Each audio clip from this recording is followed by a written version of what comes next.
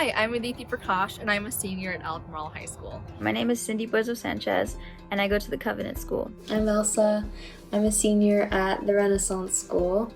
Hello everyone, my name is Eleanor Powell, and I'm so excited to say that I'm the St. Anne's Belfield School nominee. Hello, my name is Kimball Sheehan, and I'm a senior at Western Albemarle High School. My name is Lauren Duggar, and I'm a senior at Charlottesville High School. I'm Sophia McComb, and I go to the Miller School. My name is Rachel Field. I go to Monticello High School, and I am one of this year's recipients of the Emily Couric Leadership Scholarship.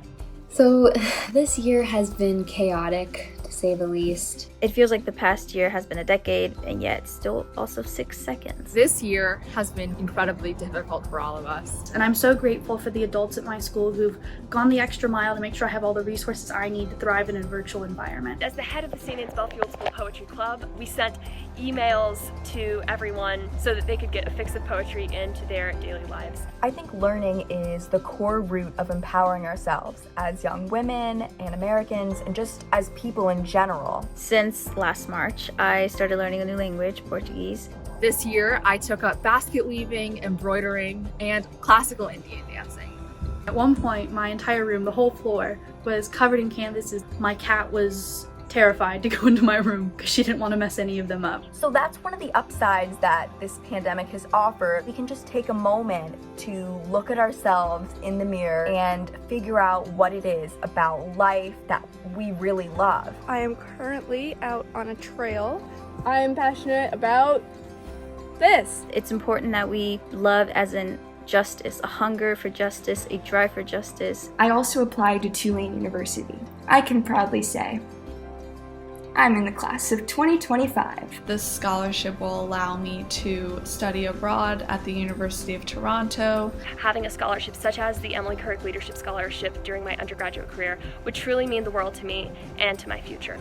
And no matter who you are enough.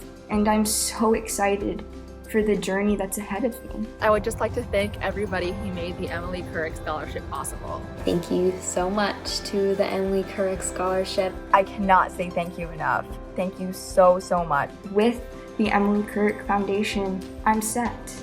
I don't think I need much more. It empowers me already and will empower me in the future. And I'm astounded to be part of a group of such great young women. And I cannot wait to give back to my community and inspire the next generation of female scientists. I have seen the incredible things that past nominees have achieved, and I am so honored to be here. Thank you for supporting women in leadership.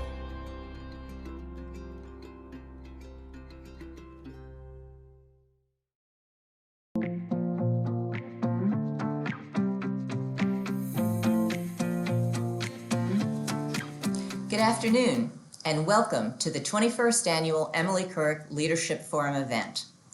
We're excited for you to meet our 10 scholarship recipients and our very special keynote speaker, Dr. Vivian Pinn. I'm Colette Sheehy, and I have the honor of chairing the Leadership Forum board this year.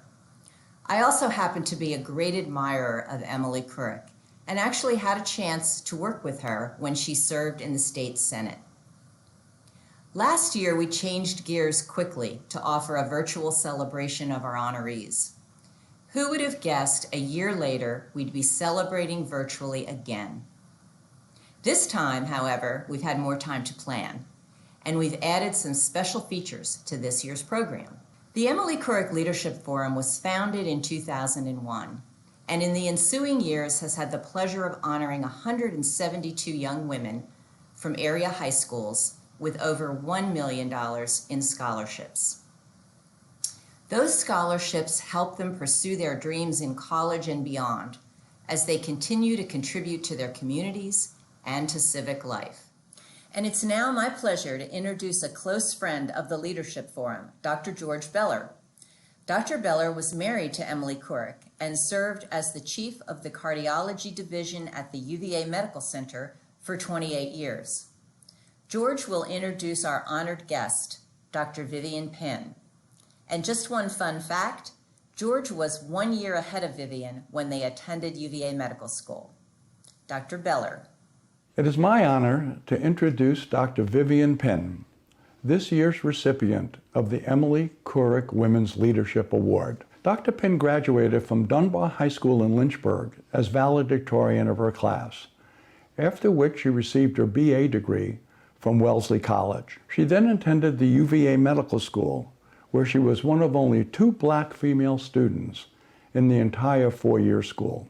After receiving her MD degree, she undertook her clinical and research training in pathology at the Massachusetts General Hospital and Harvard Medical School. After completing her training, she joined the medical school faculty at Tufts University, rapidly rising to the rank of associate professor and serving as assistant dean for student affairs. She was then recruited to Howard University as professor and chairman of the Department of Pathology, the first African American woman in the U.S. to hold such an appointment. She became the founding director of the Office of Research on Women's Health at the National Institutes of Health. Her accomplishments at NIH were immense. She introduced policies mandating the inclusion of women and minorities in clinical trials where they had previously been underrepresented. In addition, she developed the first ever national strategies for women's health research. Dr. Penn has received more than 300 honors and awards, as well as 17 honorary degrees. She was elected to the prestigious National Academy of Medicine. UVA has recognized Dr. Penn's contributions in a variety of ways, renaming the Medical Research and Education Building Penn Hall and establishing the Penn Scholars Program to support faculty striving to take their research to novel directions. Vivian, you have had a remarkable and trailblazing career, and you are a wonderful role model for these young women. But before Dr. Penn speaks, we would like to show you a portion of a conversation that Dr. Penn had with Dr. Kenny Greer, a professor of dermatology at UVA and a classmate of Dr. Penn's in medical school.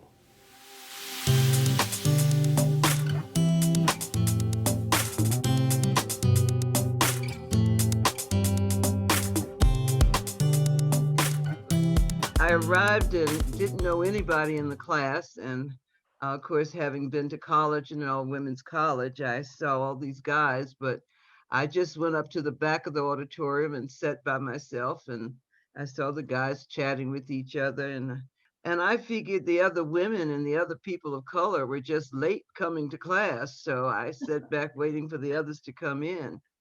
And then the dean called the roll, and everybody was there. And that's when it hit me, my gosh, it's gonna be me and all of these men, no other women, no one else of color. And so I was sitting there a little bit nervous, like, how is this going to work out for me? I didn't expect it, but he announced a coffee break, and then he said during the coffee break, I want you all to group yourselves into groups of 4 for the anatomy lab. Well, I knew how important anatomy lab would be and who your partners would be, because that would be the major obstacle during first year for succeeding. I came walking from the back of the auditorium thinking maybe I should just go out the door and go home, because I don't know any of these guys, and they're all going into the lounge for coffee. And as I was coming down the steps, these 2 guys in the front of the room said, hey, Vivian, you want to be our lab partner? And that just came out of nowhere. That was Dr. Kenneth Greer and Dr. Rick Moore. And I said, of course, how wonderful. I'm not sure it struck me at that moment, but when I look back on my time at UVA, I really felt that that gesture of reaching out to me made a big difference in my feeling comfortable and staying in an atmosphere that was totally different from any I had really been in before. All men, no one else of color, starting a new tough curriculum for medical school. I've used that example many times in talking to groups of students and professionals about how sometimes a small gesture can really make a difference in someone's life. We've known each other now since September of 1963. she's been kinder to me than any human on earth. Vivian has been such a superstar as her career developed. And fortunately, we've been able to see each other periodically, but it's made a tremendous impact to me that she would be so kind as to give me partial credit for choosing her. It was a simple choice for me.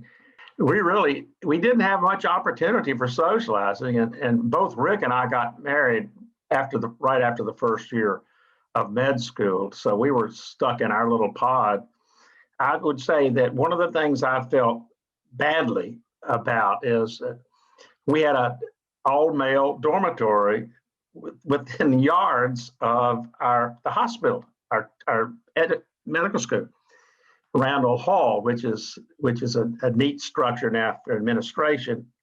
But poor Vivian had to hike all the way over across the grounds to her dormitory, all female. In the first year was so much more important for partnering, being in a group. Later on, with our other classes, we went on the wards. You just went with all kind of different people. So that first day, to pick a partner was an empowering day, really. And he's right. At that time, because there were no women undergraduates, the only women undergraduates were those in nursing school, and the only other women students, because UVA had not gone co-ed then, were those in graduate school. So there was one dorm, which was over on 29, across from the athletic building and the tennis courts, where the women students, it was the women's dorm, and almost everyone in there everyone who was there was a graduate student. And so it meant that I did have to get up extra early in the morning, or try to, and walk all the way across campus to get to the medical school, which was on the other end of the campus. My first remembrance of UVA and UVA's hospital was going up to Charlottesville to visit my grandfather, who was on the black ward, as it was called then, which was on the ground level of the old UVA hospital. And I can remember his bed was by the window looking out towards Jefferson Park Avenue. And so it's been rather striking to me in my personal thoughts that if I were to go back to my grandfather's hospital room back then in the 50s, that he would be looking out towards where now his name would be on a building, because Penn Hall can be viewed from where that old ward used to be. And it just shows what changes have come about over many, many years. But that was my first exposure. And actually, Kenny, I think it wasn't long before we came, because we didn't really have segregated wards when we were there. But I do know that I recall, but I do know that when Dr. Womack was there, he was not allowed to have white women as patients. So I think that about the time that Barbara and I came along, that we were the first to really have integrated patient loads for the medical students. So we saw a little bit of history as we went along, which we didn't even think about at that time. Thanks, Kenny, for letting me talk about you a little bit. Thank you, Kenny. Thanks, Okay. Sarah. Bye, Vivian. Bye. Bye.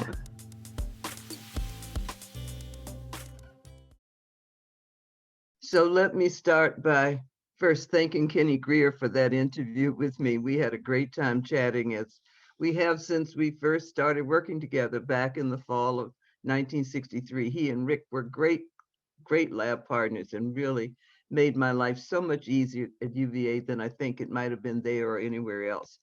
But I have to first start by thanking the Emily Kurk Leadership Foundation for this wonderful honor. I didn't know Emily Kurk personally, but I tend to follow politics in my home state of Virginia.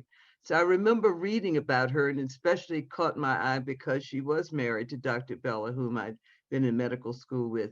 And I remember being very excited when she was preparing to run for lieutenant governor with such favorable and hopeful reviews.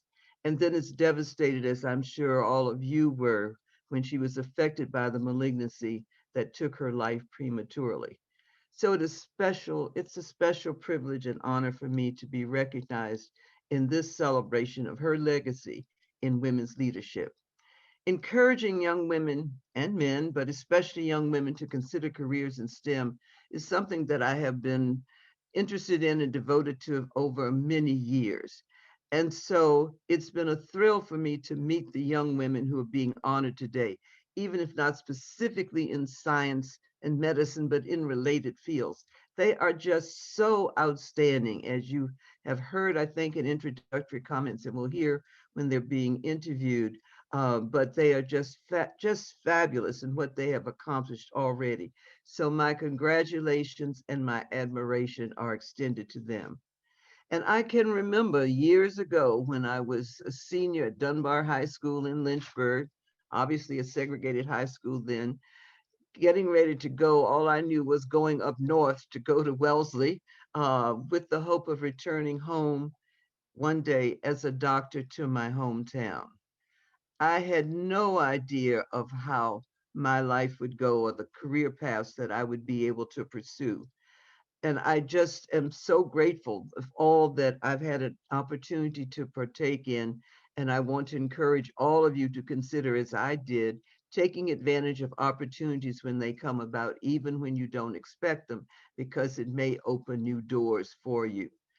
I applied to the University of Virginia Medical School because I wanted to return home to be near my father, because I had lost my mother during the middle of my college years, and I wanted to be close to him.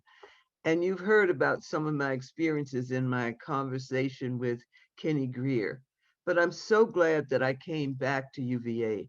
I've been a proud alum of UVA ever since I left. And as you probably have heard or can guess, I've been very involved recently since I've had a little more time to come down and have been invited to participate, and just a proud UVA alum. But I had worked with two physicians at the Mass General in a summer job right after my senior year as a research assistant. One was what was then considered research and transplantation. The other was an immunopathologist. And I worked with them every summer during medical school. And out of those experiences, I was offered an NIH fellowship in immunopathology at MGH. And that's how I became a pathologist. I certainly didn't grow up saying I wanted to be a pathologist. I grew up thinking I wanted to be a pediatrician because that was the kind of doctor that I knew. But because of those research opportunities and that exposure, I ended up with a career I had never dreamed of. So I became a pathologist, an immunopathologist, specializing in transplant and kidney disease and autoimmune diseases for the next 25 years of my life. First at Harvard, then at Tufts, then at Howard, never thinking about going into government.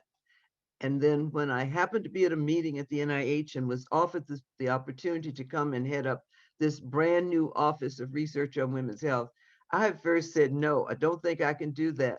I like to say what I think, so I don't think I'd last in government. That's really what I said, and that's really what I thought. But Dr. Bernadine Healy convinced me to come and try it, and I'm so grateful that I did. It was so exciting to be part of an effort to establish what we now, I think, almost all accept, and that is understanding that women's health applies to the totality of a woman's life, and that we need to look beyond the reproductive system and the reproductive years, as well as to include, to make efforts to ensure the inclusion of women, minorities in clinical trials. And of course, tying in with what this leadership forum is about, part of our mission was to increase opportunities for women in biomedical careers. And part of that was not just increasing numbers that come in, but increasing opportunities and overcoming challenges to women moving into leadership positions. Now, I could talk for the rest of this whole hour about some of our research advances in women's health, but I promise I won't. But from my own experiences, I want to encourage both young women as well as young men, and maybe not so young women, that you must take advantage of opportunities that may present themselves, even when they seem foreign, especially for careers that you maybe never had previously considered, because remember, there was no such thing as women's health research until that office started. So I was going into foreign territory. It's important to remember, as you move up the ladder or attempt to move up the ladder in your careers, to remember the episodes and the individuals that had a positive influence on your career. But it's just as important to remember the negative episodes you experienced, because you can learn from those and be sure that you don't perpetuate those negative exposures to others that you may support or mentor along the way. And it's also important to not fall victim, especially as women, to what we call the imposter syndrome. That's a term we hear a lot about now, and that means that one has doubts about one's ability to undertake a new or higher responsibility. But instead, if you're facing new challenges, have self-confidence, but just don't get arrogant with it. I really detest arrogance, but to have that self-confidence, you're prepared, go for it, you know you can do it. And also, wanting to see more women in positions of leadership can be important, because by being in position of leadership, you're in decision-making positions. You have a seat at the table. You can help determine who else gets in, who goes forward, who gets promoted, who gets the job, and you can then have a role in promoting more women and others from your communities to be involved in positions of leadership, regardless of what field you're in. I hear so much from young women about, if you're going into medicine or science, what about this work-life balance? Can I still be a scientist, a physician, and have a family? Of course you can. Don't think of it so much as a balance as really an integration. A compromises must be made, but women have been successful in both family and professional responsibilities for many years, including in medicine, research, and science. So I would encourage you to not be deterred, but just move forward knowing you can do it. And we've seen the pandemic affect the lives of families in so many ways. But one of the things that has come out of this pandemic that may have a positive impact on women and their families is that it's been recognized that women are suffering more in terms of their careers and their opportunities because of the impact of being the major family caregivers in their homes. And so now we're hearing even of legislative moves to perhaps do something to deal with national initiatives for caregiving. But let me then move on so I don't talk through this whole program. And regarding a legacy of leadership, let me give you some of my thoughts about things to remember. One, if you're going to be a leader, you got to have a vision. You can't lead others if you don't know where you're going. So it's important to have that vision, to know where you want to go, and to seek mentors and advisors. A real leader knows that she or he doesn't know everything. A real leader knows how to bring in others who can help advise and take things forward. Face potential obstacles with the knowledge and determination that you can overcome them. It's one more hill to climb, but you've climbed hills before and you can do that. And as a leader, remember, if you're leading, that means you're leading others. So you should remember that whatever you're accomplishing as a leader, you're bringing others along, and part of that success is not just to promote your own career and your own achievements, but to promote those that are working with you and that you are leading. And perhaps last of all, if you're going to be a leader, you've got to enjoy what you're doing. I must admit, I enjoyed going to the hospital every day when I was a pathologist. I enjoyed going to the NIH every day while I was working on women's health research. It was exciting and I was happy to be there. If you aren't enjoying what you're doing, maybe you need to look for a different career. But if you think about what you're doing and how you are fulfilling something you want to do and helping our communities and helping science in general, just think about that and get up every morning with the joy of going to do what you're going to do that day. And lastly, don't take all the credit. Recognize those that are helping you and who are contributing along the way. That's important. And finally, thinking back to Emily Coury, I encourage you to remember you can't just function in isolation. I guess some people do, but it's important to pay attention to what I call the socio-political aspects of whatever your field of concentration. And I think that's especially important for those who are in healthcare and biomedical sciences. Now, let me end with just what I like to refer to as VP's 5 E's.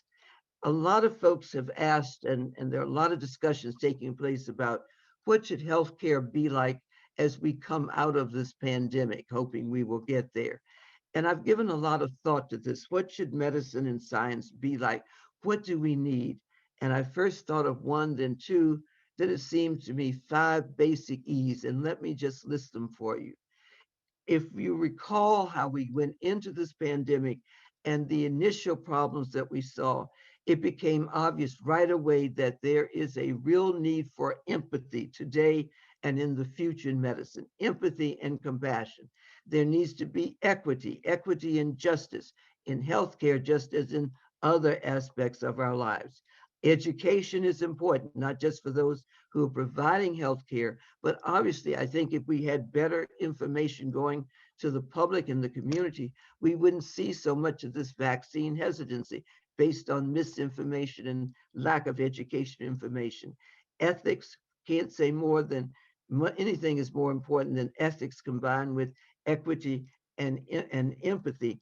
And finally, excellence. But all of you have some degree of excellence, and you know that excellence is what you're looking for. So let me end with sort of my major credo when I'm speaking, not just to young students, but to those even at my age. Always aim high, reach for the sky. You need to follow your dreams. You'll never know if you were going to get there, or you might get that award or get that position if you don't reach for it. So remember, reach for the sky, follow your dreams so you don't get stuck in the mud. And with that, let me say a final thank you to Dr. Bello for his wonderful introduction, to the Emily Couric Leadership Foundation for the warmth of your recognition, and this tribute to the legacy of leadership left to us by Emily Couric. And finally, to all of you for listening to my words of reflection and personal perspectives. I'm really honored today. Thank you. Dr. Pinn, those were certainly inspiring words. Thank you for sharing them with us. It is now my great pleasure to present you with the 2021 Woman of Achievement Award. You are truly a deserving honoree.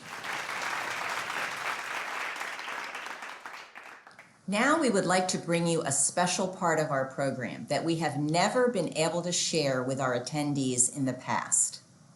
In early March, Dr. Pinn got together with our young women via Zoom. Let's listen in on their conversation. I just was on a call earlier today where there was discussion taking place, and there's going to be a program done to talk about what the media and the movies can do to influence young girls and women to have an interest in science.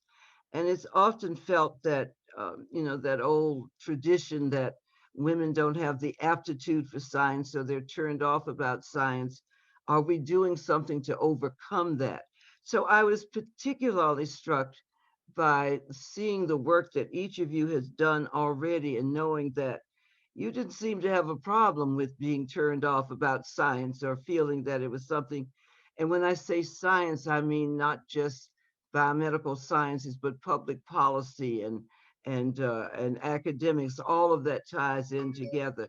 So I'd really like to hear from 2 or 3 of you about what really served as your inspiration, what really gave you the sense that you could do this, you wanted to do it, and you went ahead and you've already made a start in these areas, that science was not overwhelming for you, or public policy, or dealing with issues of incarceration or environmental factors. I'd just like to know what inspired you, what gave you the spirit to get into it and to do something. Who'd like to start? I mean, personally, I think the biggest thing I've done work with so far is environmental stuff. And I was sort of drawn to that by sort of thinking about the future, and like not just myself, but like the next generations and what we're going to leave for them. And I think that's a big mindset shift, not thinking just about me and my friends, but our kids or someone else's kids or anybody else, and just thinking about other people has sort of been the drive that I've found for environmental justice. So I started robotics in like elementary school, and throughout the years I've met so many like wonderful women in robotics, and I've had so many mentors that gave me the confidence to keep going. And I really want to share the confidence and joy that comes with science and education. So that's why I, reach out to disadvantaged students, and that's why I do what I do. How do you sort of center your focus when you approach students who are disadvantaged and not make them feel further disadvantaged because you've identified them, but to inspire them? How do you go about that? I think just treating them with dignity and with respect and acknowledging them for their strengths instead of targeting their weaknesses, like our system is very quick to do with many students. I think that allowing them the opportunity to explore like the joy of learning and experiment with learning is the best way to get them involved. I love that, targeting their strengths and not focusing on their weaknesses. I love that. So Yeah, so I kind of have two main influences that have led me to dedicate my life thus far, and hopefully in the future too, to biomedical research. So the first is that I've grown up Jewish. I went to preschool at my temple congregation, Beth Israel, and currently I teach there. So my Judaism is a huge influence in my life. And there's this idea of tikkun olam, which basically tells us that as humans, it's our responsibility to dedicate our lives to fixing the world around us. We see problems and it's our duty to fix them. That combined with my never-ending love for asking questions and being in the lab and doing everything I can to answer my burning questions, those two influences together cause me to want to look at these diseases that I see around me. Right now, neurodegenerative diseases, but really any disease that I lay my gaze on, and to go into the lab with a drive and purpose to identify new ways to mitigate the symptoms of that disease. My main focus within criminal justice reform is how we treat addiction specifically in the prison system. And one of the things that led me to focusing on that is my mom was a defense attorney for over a decade.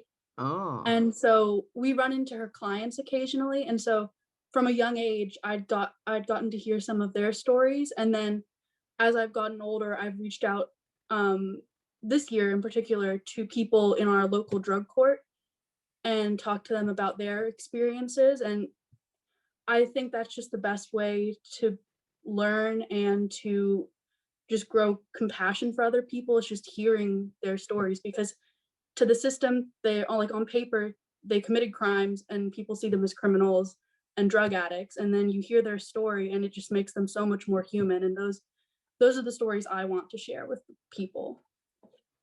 How do you think you want to proceed? Your mother was an attorney.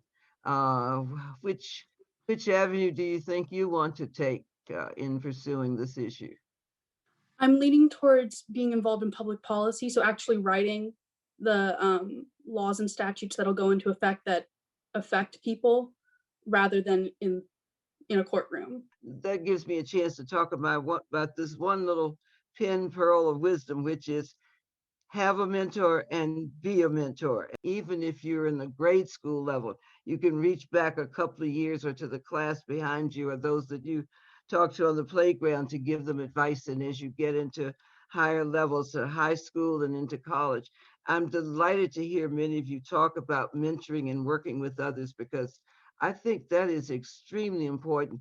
What you learn, you can convey to others. So let me just ask, and just a brief answer from each of you, now that you've had the experience you've been honored for the work you've done, you've had some experience in areas that you're interested in, most of you are about to leave for college, what do you see as the most important thing that would be helpful for you to continue along the areas that you want to pursue? One of the most important things to me are the people I surround myself with. And I really think a lot of our power comes from the people around us. And so if I could ask for anything, it'd just be a team of people that were as passionate about my interests as I am, that I can work with to achieve our goals. Fantastic. I love that. Teamwork. interdisciplinary collaboration. Yes, whose hand was up next? I would say almost a normalization of really pursuing your dreams and looking towards like ambition and taking that initiative and just normalizing the fact that, I think specifically as women, often we're told that, if we decide to take that initiative or if we decide to follow our passions or our ambitions, somehow we're being like needy in some way, or, we're criticized for that. I wish that there were just some way for that to be just fully normalized across the board, that we could just take that initiative. And I think that the step towards doing that is just doing it and just taking the initiative and, following that ambition. The main thing that allows you to do that is being prepared, having the knowledge. And if you are prepared, and if you don't have the knowledge, to pursue the knowledge, because no one can dispute the truth, or they shouldn't be able to dispute the truth. Yes, I saw that you were the only woman and only African American in your graduating medical class. And I just wanted to ask you, like, what mentors and what inspirations did you have throughout your journey? I think one of the reasons I've spent so much time mentoring since medical school is because there was only one woman full professor. There were some women in other positions coming along, but there was only one woman full professor at the medical school. And she was not very nice to me or the nurses, because the women around were the nurses and the few of us who were medical students. So I did not feel that I had someone who could relate and answer the kinds of questions or give me the kind of support that I needed as a woman medical student in a male environment. And I think because of that, as I went on and as I finished and went into my residency and into my faculty positions, whenever a student came to me, whether it was a woman or whether it was a male student, but wanted just to talk to someone, I just felt, because I didn't have anybody to go to, that I couldn't turn them down. And I got so involved with working with students and advising students. My office in the PATH department ended up being right near the double-headed microscopes, ended up sort of being where students knew to find me. So I was always there late, and they'd come find me at the microscope and we'd talk. And I spent so much time with students that the dean at Tufts then said to me, well, you're essentially doing the job counseling students. We might as well make you a dean. So they gave me the title of Assistant Dean for Student Affairs. And that began my formal role in administration of medical schools. But it was because I just felt I couldn't do to others what I thought someone had done to me. And I really think that it was the lack of having good mentors around me that really made mentoring such an important part of my life. When I was at NIH and we were dealing with women's health research and career development, every instance I could, I built programs or funded programs having to do with mentoring, even for those who were in faculty positions and going back to student positions. So I've tried to do what I can to support mentoring, to maybe make up for where I saw I had a lack of it. Okay, quickly, all of you, I'm going to ask you, give me your final message. Kimball, we'll start with you again. My dad always says this: when the going gets tough, the tough get going. So that would be my first advice, especially as a woman in STEM. Definitely have to reflect on that a lot. And then the other advice would be paraphrasing President John F. Kennedy: to whom much is given, much is expected. And so I really aspire to give back to other women in STEM and to the community and hopefully the world as a whole. Listen to the stories of the people who are affected by issues in our system today, because those are the stories that matter the most. Aristotle's comparison is the thief of joy. I thought of it again, like Kimball said, my dad told me that one. And it just really affects me because I do kind of struggle with comparing myself sometimes, like many people do. And that only inhibits me being able to help others or help myself or do what I actually want to do. And I think going forward, that's something I want to make sure I don't do and make sure nobody else is doing either, because it really does inhibit the work that I want to do. I would say, much like what Lauren had to say, emphasize inclusivity and also write your own story. My message is just to always ask questions. If there's something you don't understand, something that you want to know, something you're dreaming of, you just need to be ambitious in asking the question. Because I think one of the greatest barriers to human progress is the simple fear of what will happen if we do ask questions. So just be bold in doing so. And then we really don't know what we'll accomplish once we do that. We need to be storytellers and at the same time truth tellers, because those are one and the same. As Rachel was saying, we need to move away from the fear that we have. And I think, as Baldwin was saying, being a storyteller is so important, and also no longer being trapped in the stories that we have and the assumptions that we make, just as we navigate the world. I would say that empathy and compassion are the most powerful tools that we have to improve our society and the world that we live in. I want to congratulate all of you on being selected as recipients, being honored by the Couric Award and by this program along with me. I've got great company here, and looking at what some of you've done sort of puts me to shame. But I'm so proud of the work you've done, and having a chance to talk to you and hear what has inspired you and what you want to do with what you're already giving attention to, I just think is marvelous. And I'm going to end with an example of something that happened when I was a medical student, just to tell you to keep up the good work and think about promoting women in all of these fields.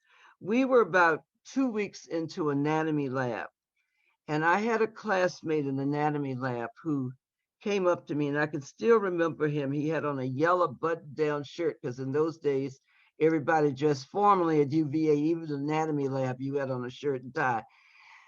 And he came up to me and he said to me, "Vivian, you have no business being here. You're just taking a place that a man could have."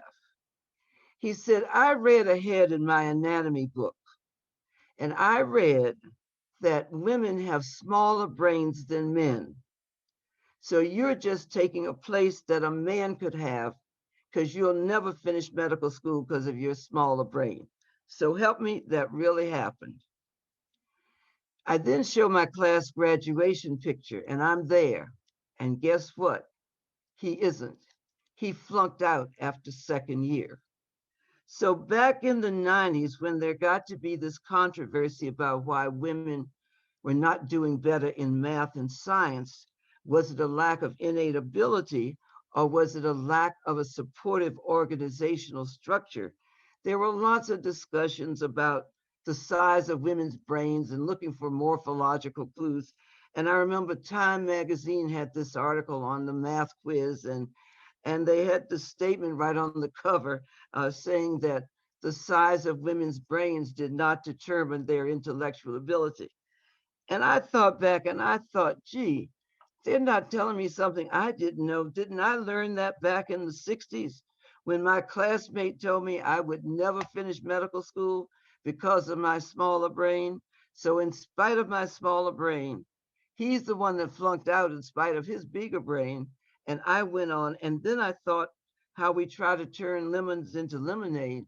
Who would have thought back in the 60s that I would end up with a career in sex and gender differences, and realizing that he was probably the first one to point out to me the difference in the morphology of the male versus a female brain. So maybe I need to track him down and thank him for giving me a push into the career that I ended up being in. Anyway, that's just a little story to end this. Enjoyed talking with you all, and I hope you enjoyed this. I really enjoyed listening to you. Hi, I'm Sarah McConnell. It's my great pleasure to introduce the 10 outstanding young women who are recipients of this year's Emily Couric Scholarships. The first 8, one from each high school, each receive $7,000. The first is Mia Shiner of Murray High School. Mia is the daughter of Andrew Shiner and Mary Gallo. Mia loves nature and hopes one day to have her own wildlife rescue sanctuary. Mia's love for wildlife is rivaled only by her passion to combat racism against Asian Americans.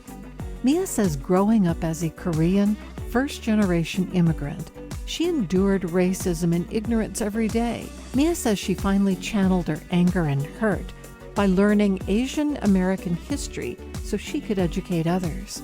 Realizing there's Asian racism and ignorance on the part of faculty, she proposed that teachers go through a workshop to discuss forms of racism and how to spot it. Nia also spread awareness about racism toward Asians through her art, presentations, and even a podcast with her teacher and students of different ethnicities.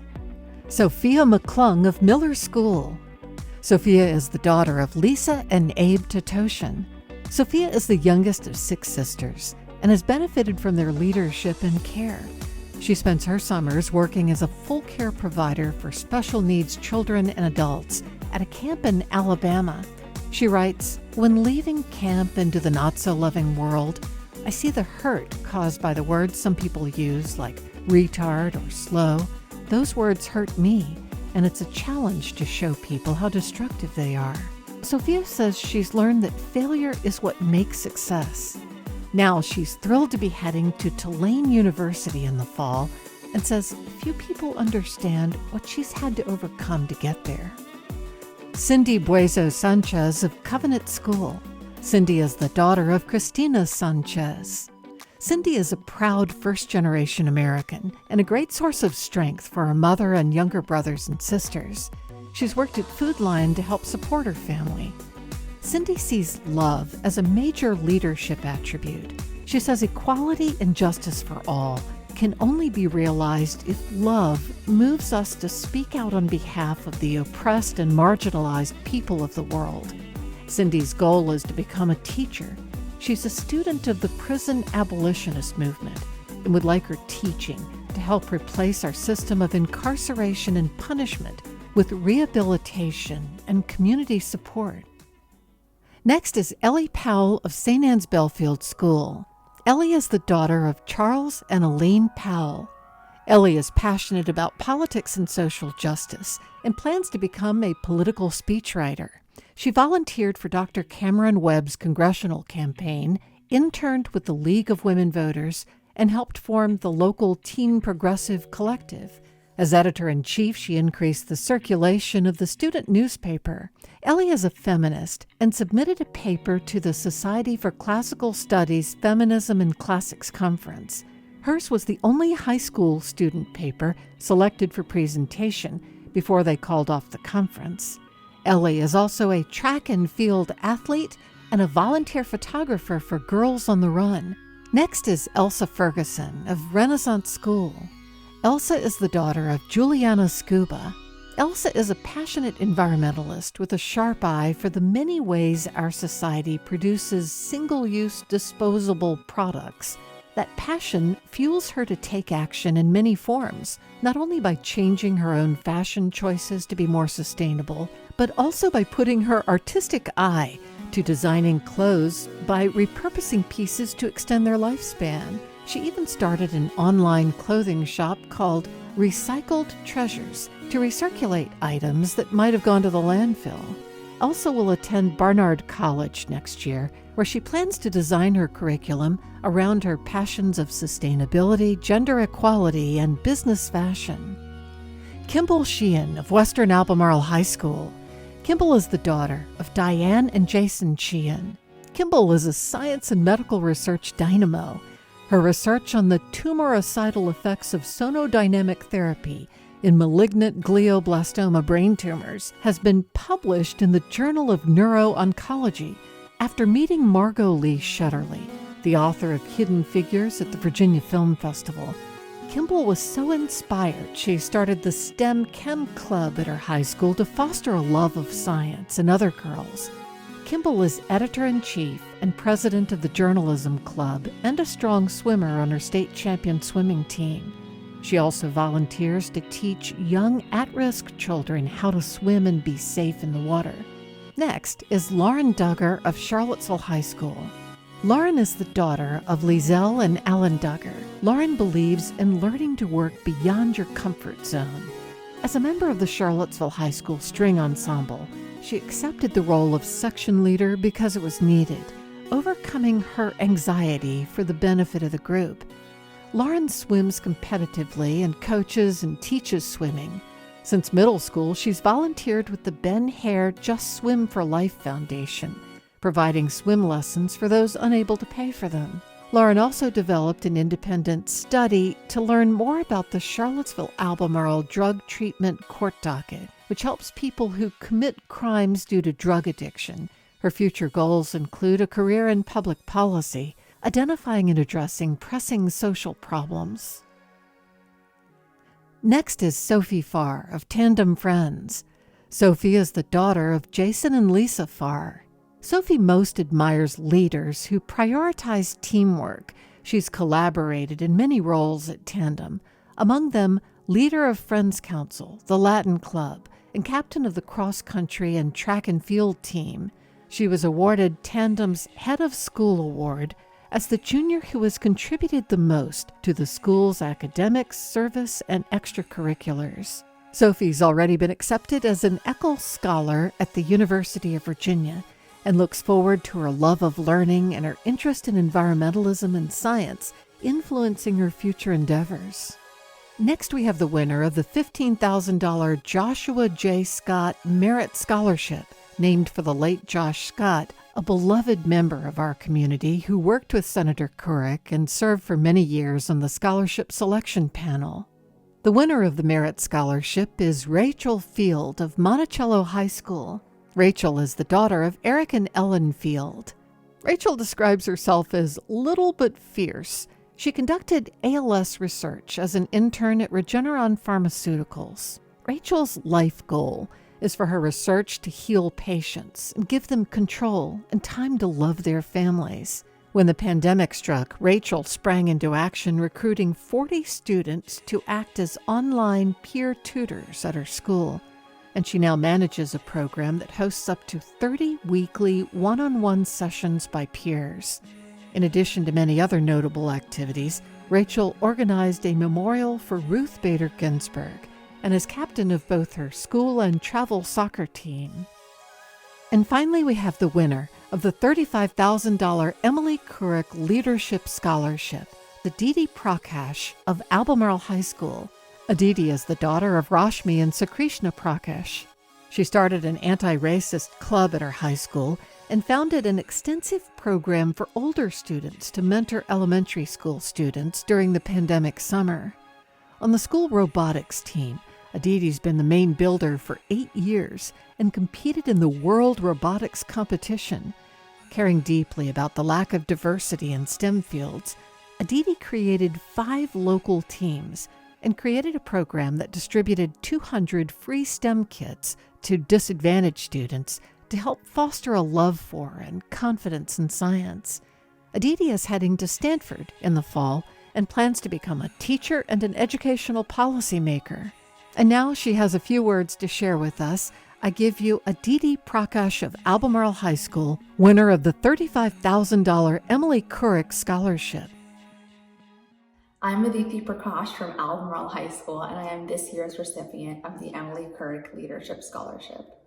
Above all else, I want to thank the Emily Couric board members and sponsors for making this scholarship possible and for encouraging and empowering young women year after year. I have read so much about the past recipients of this scholarship and all the amazing things that they have achieved, and I am so honored to be considered among these amazing women. This pandemic has been so difficult for countless communities, but seeing Charlottesville come together and support one another has been amazing. I want to thank all of the essential workers who tie our community together and all the teachers who continue to teach and encourage students despite the countless hurdles that have been thrown their way this year. I have always been passionate about education and equity, and this pandemic has given me the opportunity to reach so many students through my mentoring and online science kit programs. I will continue studying education in college, and I hope to one day become an education policymaker. I am so excited to have been accepted to 2 of my dream schools, Stanford and UVA. I also want to thank all of my counselors and teachers at Albemarle High School who have, for the past 4 years, encouraged me and helped me every step of the way. I never imagined that I would be spending my senior year of high school alone at my desk, but this year has proved to me how truly resilient our young students are. Losing our in-person school community was really hard for all of us, but This has allowed me to reach out to my family, spend time with my grandparents, and work on my personal projects that I'm passionate about. Finally, I am so grateful to the Emily Couric Leadership Forum for helping me further my education. Thank you so much. Thank you all for joining us today and for your many contributions that make this event a success each year. If you have been moved or inspired by what you saw and heard today, I hope you'll consider supporting our mission. It isn't too late to make a contribution, either on our website or through the mail. And for those who have already done that, you have our heartfelt thanks. Your generosity allows us to make dreams come true for a group of young women leaders who are ready to change the world. Thank you again, and please have a good rest of your day.